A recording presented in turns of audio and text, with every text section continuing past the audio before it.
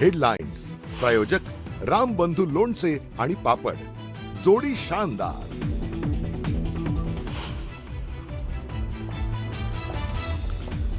श्रीकांत शिंदेंसह शिवसेनेच्या खासदारांनी घेतली अमित शहा यांची भेट। भेटीचं कारण अद्याप गुलदस्त्यात। शहांच्या भेटीमुळे राजकीय वर्तुळात चर्चा।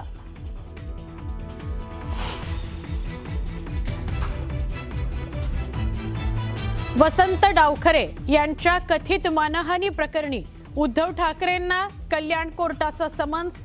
आज उद्धव ठाकरे व्हिडिओ कॉन्फरन्सिंगद्वारे उपस्थित राहणार।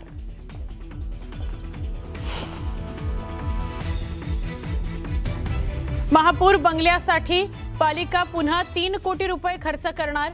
बंगल्याच्या बाहेरील जागेत सोयी सुविधा देण्याकरता मागवल्या 2.89 कोटींच्या निविदा।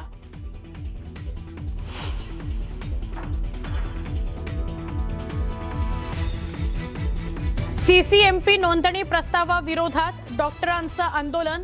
आजपासून डॉक्टरांचा राज्यव्यापी संप। आयएमएस सह प्रमुख डॉक्टर संघटना सहभागी।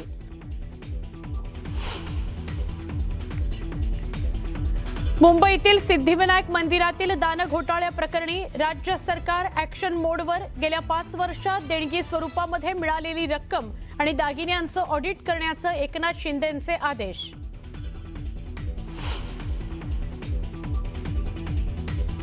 नाशिक शहरातील खड्ड्यांची मुख्यमंत्री देवेंद्र फडणवीसांनी घेतली गंभीर दखल।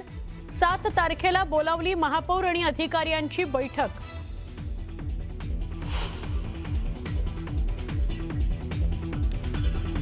कल्याण पालिकेच्या रुक्मिणीबाई रुग्णालयाचा भोंगळ कारभार। 2.5 वर्षाच्या मुलाला इंजेक्शन देताना सुई अडकली कमरेत।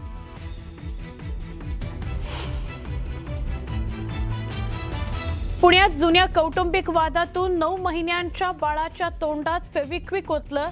एका महिलेसह 3घांविरोधात गुन्हा दाखल।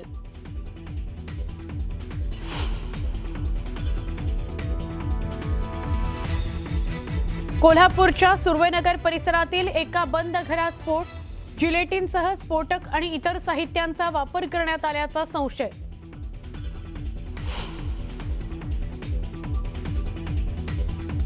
पुणेकरांकरता आनंदाची बातमी। खडकवासला धरण साखळीतील 4ही धरणं तुडुंब भरली। वर्षभराचा पाण्याचा प्रश्न मिटला। मुंबई पुणे एक्सप्रेसवेवरील मिसिंग लिंकची नयनरम्य दृश्य समोर। दाट धुक्यामुळे हरवलेल्या मिसिंग लिंकची विहंगम दृश्य पर्यटकांना घालतायत भुरळ।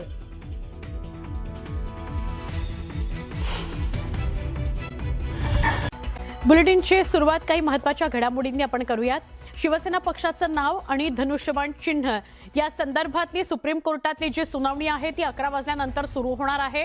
काल सुनावणी होणार होती ती पुढे ढकलली। आज सुनावणी होणार आहे असं स्पष्ट झालेलं होतं। त्यामुळे सर्वोच्च न्यायालयामध्ये ही महत्त्वाची सुनावणी जी होणार आहे तिच्याकडे सगळ्या राज्याचं देशाचं लक्ष लागलंय। शिवसेना पक्ष आणि या पक्षाचं निवडणूक चिन्ह असलेला धनुष्यबाण कुणाचा होतो या मुद्द्यावर सर्वोच्च न्यायालयात याचिका करण्यात आलेली आहे।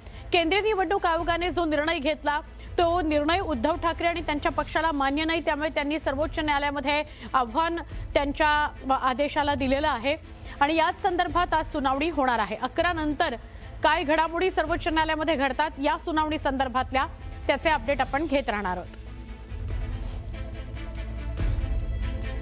शिंदेंच्या शिवसेनेचे खासदार डॉक्टर श्रीकांत शिंदे यांच्यासह पक्षाच्या खासदारांनी मंगळवारी रात्री केंद्रीय गृहमंत्री अमित शहा यांची भेट घेतली। या भेटीमागचं कारण अजून समोर आलेलं नाहीये। खासदारांनी अचानक अमित शहा यांची भेट घेतल्यानं चर्चांना उधाण आलंय। यावेळी महाराष्ट्र विधान परिषदेचे उपसभापती सचिन अहिर सुद्धा या खासदारांसोबत केंद्रीय गृहमंत्री अमित शहांना भेटायला गेलेले होते। काही दिवसांपूर्वीच उद्धव ठाकरेंच्या शिवसेनेतील 6 खासदारांनी शिंदेंच्या शिवसेनेमध्ये प्रवेश केलाय। या दरम्यान संसदेचं पावसाळी अधिवेशन सुरू असतानाच मंगळवारी खासदार श्रीकांत शिंदे यांनी इतर खासदारांसोबत केंद्रीय गृहमंत्री अमित शहा यांची भेट घेतल्यानं चर्चांना उधाण आलेलं आहे।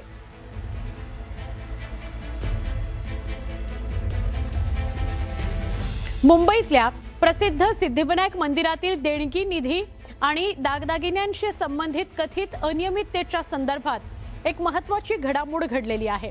या प्रकरणाचं गांभीर्य लक्षात घेऊन उपमुख्यमंत्री एकनाथ शिंदे यांनी गेल्या 5 वर्षात मंदिराच्या दानपेट्यांमध्ये जमा झालेल्या रोख देणग्या तसंच सोने चांदीच्या दागिन्यांचं ऑडिट करण्याचे आदेश दिलेले आहेत. चौकशीच्या या आदेशामुळे मंदिर प्रशासन आणि संबंधित विभागांमध्ये खळबळ उडाली आहे.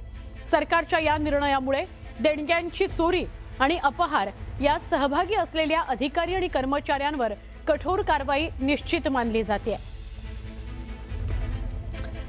मुंबईतलं सगळ्यात प्रसिद्ध असलेलं असं मंदिर सिद्धिविनायकाचं मंदिर मुंबईतच नव्हे महाराष्ट्रभरात देशात याची ख्याती आहे. मंदिर न्यासाच्या विश्वस्तांनी एकनाथ शिंदेंना एक पत्र दिलेलं होतं की दर महिन्याला कोट्यवधी रुपयाचा अपहार दानाच्या रुपयांमधून झालेला आहे, तर या सगळ्याची चौकशी व्हावी. विरोधक सत्ताधारी सगळ्यांनी एकमेकांवर आरोप केले. त्या पार्श्वभूमीवर आता उपमुख्यमंत्री एकनाथ शिंदेंनी चौकशीचे आदेश दिलेले आहेत. ट्रस्टी आए हैं तो उन्होंने मुझे बताया कि कैसे कैसे बढ़ गई है. 1 साल के अंदर 35% की बढ़ोतरी हुई है. इसका मतलब उनका ही कहना है, उनकी मांग है कि पिछले 5 साल की जब वो ट्रस्टी का जो पीरियड है उसके पहले जो चोरियां हुई है उसमें कई लोगों को अरेस्ट हुई है, कई लोगों को सस्पेंड कर दिया है, कई लोगों को जेल में डाल दिया है. तो उनकी मांग थी कि उनकी सबकी जांच हो और दूध का दूध पानी का पानी हो. उपमुख्यमंत्री सुनेत्राताई पवार यांच्या बीड दौऱ्यावेळी पत्रकार परिषदेवरून झालेल्या वादाचं खापर धनंजय मुंडे पत्रकारांवर फोडण्याचा प्रयत्न करतायत. सुनेत्रा पवारांचं निवेदन संपल्यानंतर न्यूज 18 मराठीचे प्रतिनिधी सुरेश जाधव यांनी उपमुख्यमंत्री सुनेत्रा पवारांना प्रश्न विचारला, पण त्यांना मध्येच थांबवून धनंजय मुंडेंनी पत्रकार परिषद आटोपती घेतली. या पत्रकार परिषदेचा व्हिडिओ व्हायरल झाला. काँग्रेसनं तोच व्हिडिओ सोशल मीडियावर पोस्ट केला आणि टीका केली. तसंच काँग्रेसनं धनंजय मुंडेंच्या याच कृतीला हुकुमशहा म्हणत धनंजय मुंडेंवर टीका केली. पण धनंजय मुंडेंनी या दोन्ही मुद्द्यांवरून प्रश्न विचारणाऱ्या पत्रकारांना जबाबदार धरलं. जनतेच्या जिव्हाळ्याचे प्रश्न विचारणं हे पत्रकारांचं काम आहे. न्यूज 18 मराठीच्या प्रतिनिधींनी बीडमधील कायदा आणि सुव्यवस्थेच्या मुद्द्यावरून सुनेत्राताईंना प्रश्न विचारला होता. कदाचित धनंजय मुंडेंना तो रुचला नसावा म्हणून त्यांनी या सगळ्या प्रकरणाचा खापर पत्रकारांवर फोडण्याचा प्रयत्न केलाय. पण धनंजय मुंडे पत्रकारांनी प्रश्न विचारणं हा गुन्हा आहे का? पत्रकारांनी प्रश्न विचारल्यावर वातावरण खराब होतं का? याचं जरा उत्तर द्या. बीडमध्ये गेल्या काही वर्षांपासून वाढत्या गुन्हेगारी संदर्भात पालकमंत्री म्हणून सुनेत्राताई पवारांना जर प्रश्न विचारले तर यातून वातावरण खराब कसं काय होतं हे जरा समजून सांगा, असे पत्रकार सुद्धा आता प्रश्न विचारतायत धनंजय मुंडेंना. न्यूज 18 मराठीचे प्रतिनिधी सुरेश जाधव यांनी विचारलेल्या प्रश्नावरून हे संपूर्ण प्रकरण घडलेलं आहे. बीडमध्ये त्या पत्रकार परिषदेच्या वेळी नेमकं काय घडलं आपण पाहूयात.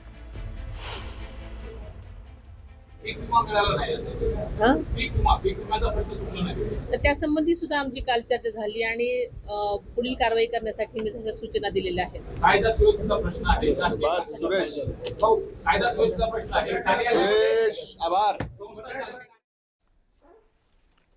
दरम्यान या व्हायरल व्हिडिओवरून धनंजय मुंडेंनी पत्रकारांवर खापर फोडताना काय म्हटलं तेही बघा.